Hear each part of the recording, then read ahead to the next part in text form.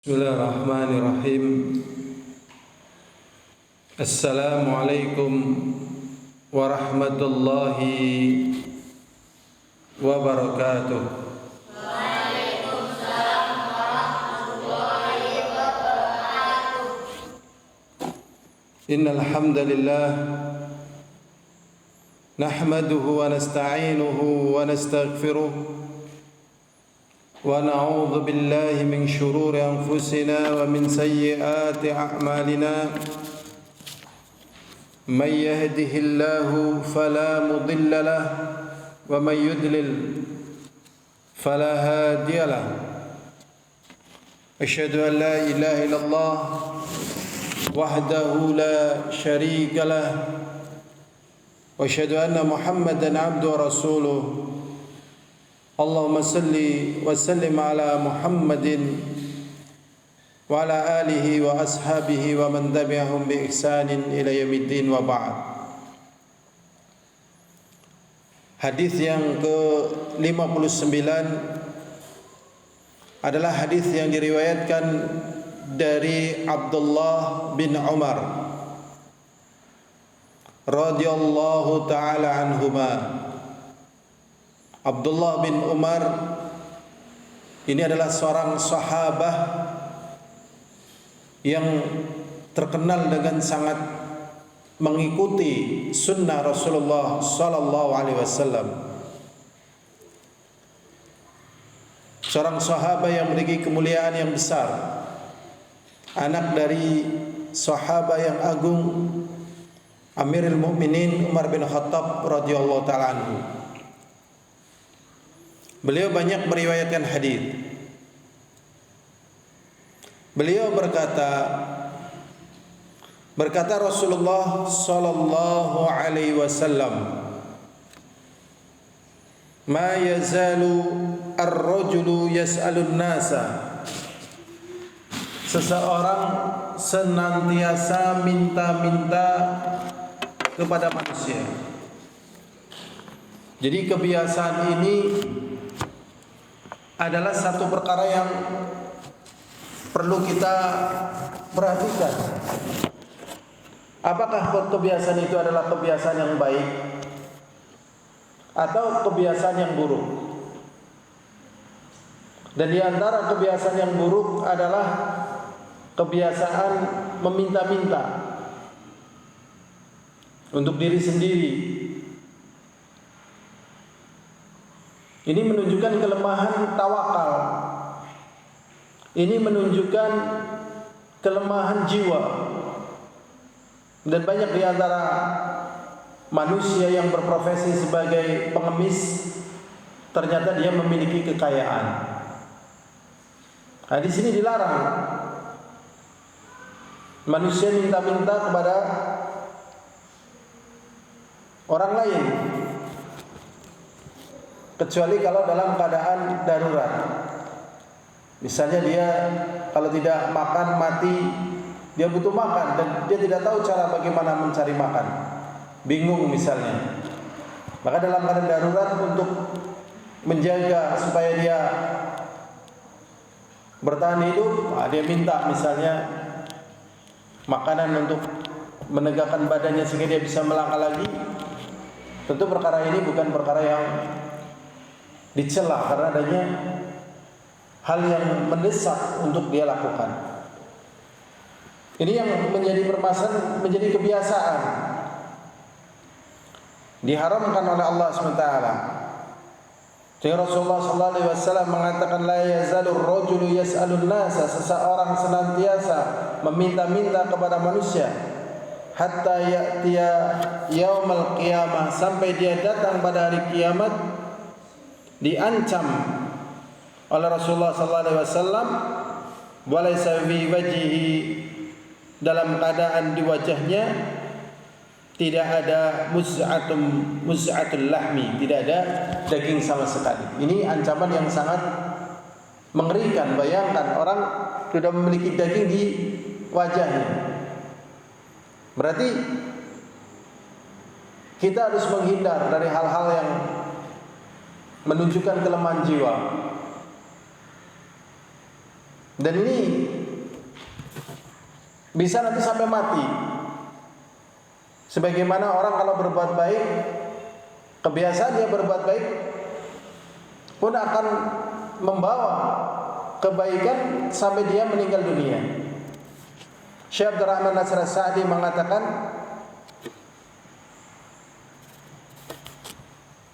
man 'asha 'ala syai'in mata 'alaiha. Barang siapa yang hidup dalam satu keadaan, dalam satu kebiasaan, maka dia mati dalam kebiasaan tersebut. Kalau biasanya tahajud, meninggal dalam tahajud, biasanya ngaji, demikian. Biasanya dalam keadaan minta-minta, maka seperti juga. Makanya yang perlu kita latih adalah kebiasaan-kebiasaan yang baik, yang diridhoi oleh Allah SWT, bermanfaat sesuai dengan petunjuk Rasulullah SAW. Dan ada kebiasaan jelek, diantaranya adalah minta-minta. Jadi kalau orang yang sudah biasa minta-minta, walaupun dia kaya, dia tetap berusaha minta-minta. Nauzubillah min dzalik. Berikutnya hadis yang ke-60. Hadis ini diriwayatkan dari Abdullah bin Umar, sama seperti hadis ke-59. Semoga Allah meridainya, berkata Rasulullah sallallahu alaihi wasallam, ayyumam rajulin, manusia yang mana saja, qala li akhihi, dia mengatakan kepada saudaranya, ya kafir, wahai orang kafir. Ini menunjukkan dosa besar kalau seorang muslim karena satu perkara kemudian terjadi sengketa kepada muslim yang lain, kemudian mengatakan dengan kata-kata kafir. Ini haram, enggak boleh. Harusnya kalau memang berbeda pendapat dan lawannya ini keliru, kamu keliru. Jadi bukan dengan sebutan kafir tatkala marah atau berbeda pendapat, temannya keliru, kemudian dengan kata kafir, jangan. Karena apa? Al-muslimu akhul muslim. Muslim yang satu saudara muslim yang lain. La yahqiruhu wa la yahdhuluh. Tidak boleh merendahkannya, mengurangi haknya, dan tidak boleh menghinakannya. Sehingga ini termasuk tahqir kepada muslim, tetapi pada perkara yang sangat berbahaya. Jadi muslim yang satu adalah saudara muslim yang lainnya. Jadi orang yang mana saja yang mengatakan kepada saudaranya muslim, ya kafir, wahai orang kafir, faqad ba'a bihima ahaduhuma, maka pasti akan jatuh kepada salah satu di antara keduanya. Misalnya, orang muslim tadi yang mengatakan saudaranya muslim dengan kafir, berarti dia telah melakukan perbuatan kekufuran. Karena muslim adalah saudara muslim, bagaimana mungkin dia mengatakan kepada saudaranya muslim dengan kafir? Maka akan menghilangkan sekian banyak kebaikan yang ada pada orang tersebut dengan sebab keselamanya. Maka apabila yang muslim ini dikatakan kafir, maka orang muslim tadi terkena ancaman dengan kekufuran. Jadi dia harus bertaubat kepada Allah. Tidak boleh mengatakan demikian. Jadi hati-hati sekali mengatakan kata kafir, menghukumi kafir kepada saudaranya muslim. Jadi kita menghindar pada perkara yang demikian ini. Jadi memang kehormatan kaum muslimin dijaga.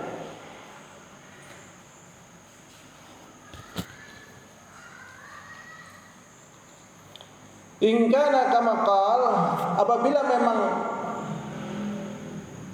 orang muslim ini mengatakan kepada orang tadi dengan sebutan kafir, memang dia adalah orang kafir, berarti pas kena nih. Memang dia kafir, kemudian dikatakan kafir. Tapi kalau dia muslim, kemudian dikatakan kafir, wa illa raja'at alaihi, kecuali ucapan kafir tersebut ya akan kembali kepada dirinya. Dia telah melakukan perbuatan kufur. Jadi ini haram mengatakan kafir kepada saudaranya muslim tanpa hak. Jadi hati-hati sekali, dan boleh mengatakan kafir kepada orang kafir. Maksudnya menjelaskan status saja adalah orang yang kafir, tidak beriman kepada Allah. Berikutnya hadis yang ke-61 dari Thabit bin Dhahhak radhiyallahu anhu, ani Nabi sallallahu alaihi wasallam qala, dari Dhahhak bin Thabit semoga Allah meridainya, dari Nabi Muhammad sallallahu alaihi wasallam qala, lanal mu'min kaqatlihi, melaknat seorang mukmin seperti membunuhnya. Jadi tidak boleh kita melaknat kaum mukminin, harusnya mendoakan dengan doa kebaikan.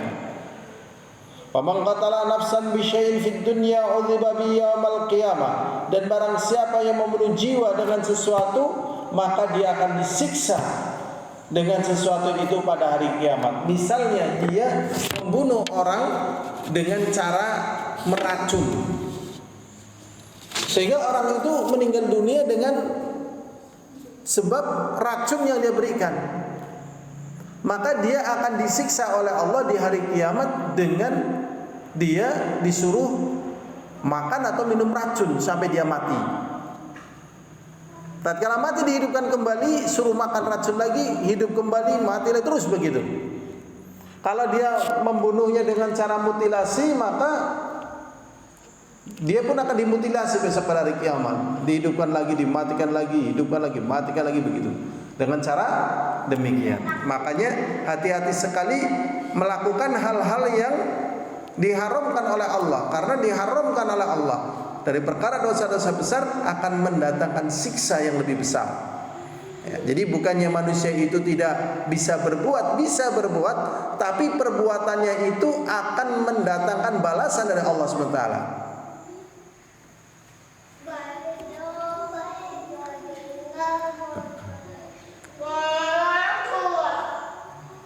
Itu saja yang bisa kita sampaikan pada kesempatan kita kali ini. Semoga bermanfaat. Walhamdulillahirabbil alamin. Assalamualaikum warahmatullahi wabarakatuh.